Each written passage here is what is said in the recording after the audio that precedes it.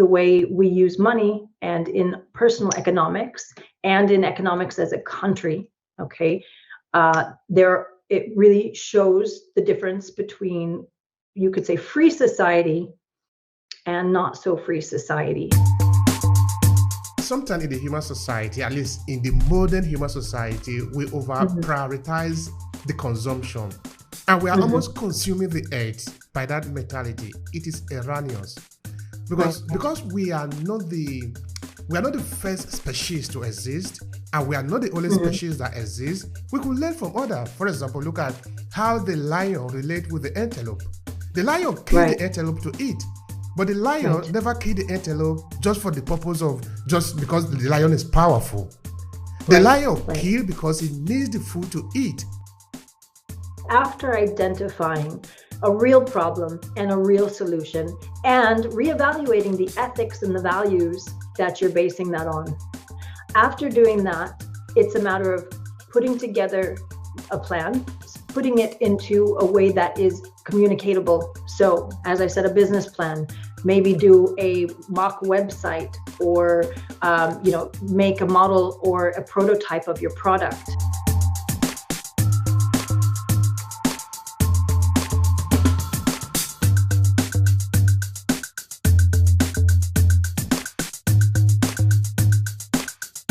Hello, it's nice to meet you. My name is Sara Sky Schutte. I reside in northern Italy. I've been in Europe for over 20 years, going on 25 years. I was born in Phoenix, Arizona, and that's where I received my first bachelor's degree, which was in fine arts and liberal arts. And then I've also did a master's degree in Florence, Italy, in linguistics. And I did a second level degree, which is it's like a pre-doctorate in Milan in new technologies, communications, and multimedia arts. In fact, I was wondering if you were an Italian born here, you grew up here, because I wanted to understand how come you speak English so fluently. So I wanted to understand that. Okay, now it is clarified, so I don't need to ask that. But in terms of your ancestry, are you coming from, are your parents coming from Italy, or can you say anything about that? Yes, so I have Italian American citizenship. So again, I have lived in Italy over 20 years, and I have Italian citizenship. I've lived in Italy longer than I've lived in the States. So in that sense, I do consider myself also Italian, but I have also a strong American culture, and I have a strong Southwestern culture, American culture, Arizonian culture. I'm from Phoenix originally, and we have a lot of indigenous roots. My family is also Native American, and long time American generations, but then we also have European in our family history. So, and that's very common for people coming from North America. Again, my Native American roots are very important to me. My Arizona heritage is very important to me.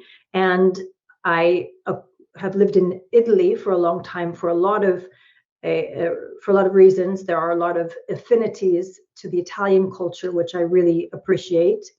There are different aspects of values that I appreciate in the Italian culture, such as family values, the biodiversity, which is, and the conservatism, which is a big part of Italian culture. But I am multicultural and I am multinational. So those are some aspects that I think that are important in terms of my background.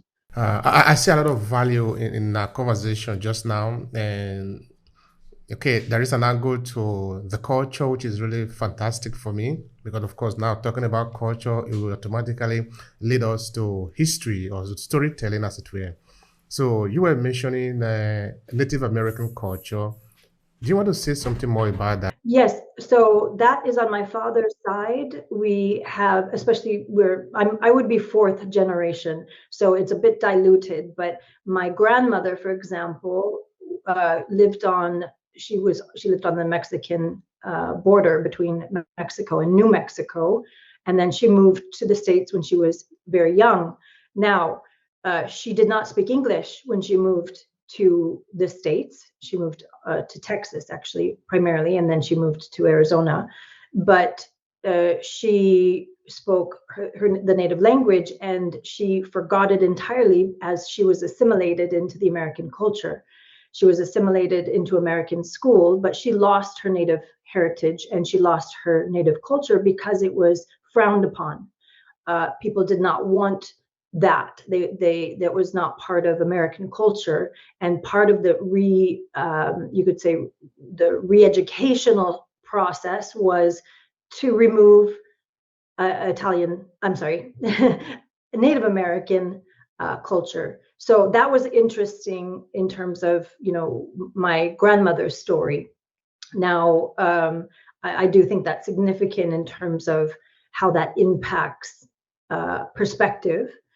So in any case, she was a school teacher, my grandmother, etc. And also her mother was, they called her Big Mama, and she was the tribal. She was the landowner. She was the person who took care of all the economic necessities of the entire family. She owned land and she delegated resources, and that's also an interesting aspect.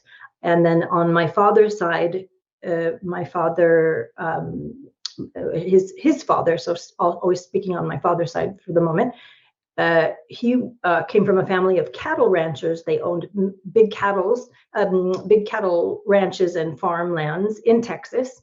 And he actually, when he was 14, he learned to fly a Piper Cub. He was a pilot, but at 14 years old, so that he could manage the cattle. He could herd the cattle. So he was a cowboy, but he used a Piper Cub airplane to do that, and learned to land in the bush on the lands on the ranch in Texas. It was a massive ranch, and he went on to teach all of the pilots. He went into military and taught the pilots to land on the rigs, so to land on the naval battleships. So, and he taught thousands of pilots how to do that. Unfortunately, he passed away when my father was very young, so I never met him. But that's part of my family heritage, and that's also one of the, I suppose my father was also a pilot, but that's why I'm also very interested in everything around piloting aircraft and different sorts of modes of transportation. But I'm a VTOL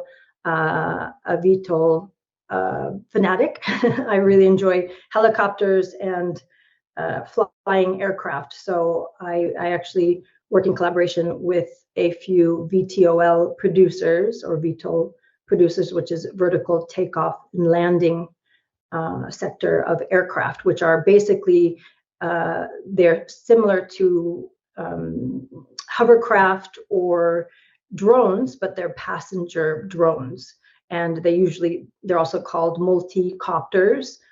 They have 4 to 6 to 8 to 16, etc. rotors and independent engines. And I especially enjoy the VTOL sector, which are they're basically the battery powered or electric motor versions. And there's quite a few on the radar right now, and I keep an eye out for those. I work with one in particular, which I can speak about later, but they're very promising, and it's a very interesting industry. So I work with some local airports as well in order to expand. It's basically private and also eventually commercial air taxis, and being able to use airspace for transport.